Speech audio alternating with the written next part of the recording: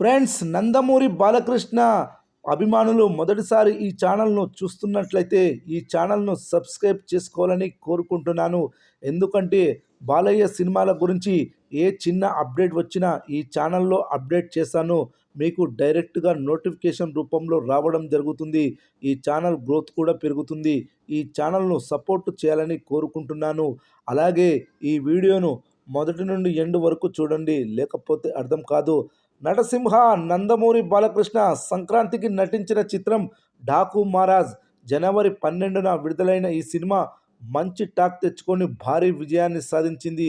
వరుసగా black busters హిట్స్తో మంచి energy మీద ఉన్న బాలయ్య ఈ మూవీతో తన జైత్రయాత్రను ముందుకు కొనసాగించాడు. బాలయ్య ఒకప్పుడు ఈ రేంజ్లో ఫామ్లో ఉండేవాడు కాదు.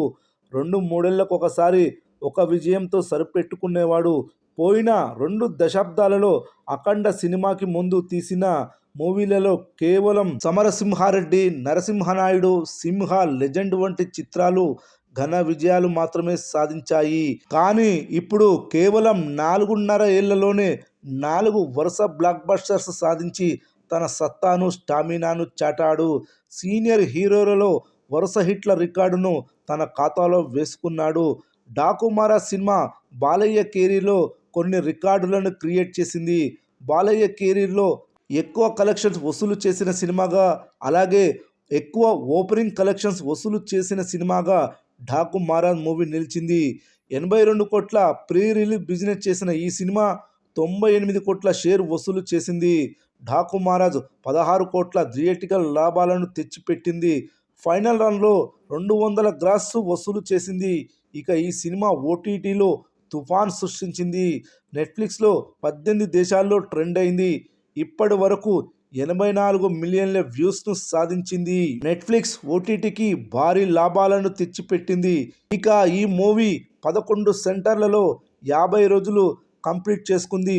ఒక ఏరియాలో ఇప్పటి వరకు కంటిన్యూ అవుతూనే ఉంది. బాలయ్యకు పట్టున్న ఏరియా అది చిలకలూరిపేట. వరుసగా ఇక్కడ 4 సినిమాలు అఖండ, వీరసింహారెడ్డి, భగవంత్ కేసరి, ప్రస్తుతం డాకు మహారాజ్ మూవీలు శతదినోత్సవాలు జరుపుకున్నాయి. చిలకలూరిపేట బాలయ్య సినిమాలకు అడ్డా.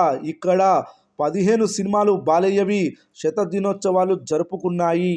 ఇప్పటి వరకు డాకు మహారాజ్ మూవీ ఈ రోజుతో 165 రోజుల థియేట్రికల్ రన్తో కొనసాగుతుంది. ఇంకా థియేటర్లో ఆడుతూనే ఉంది.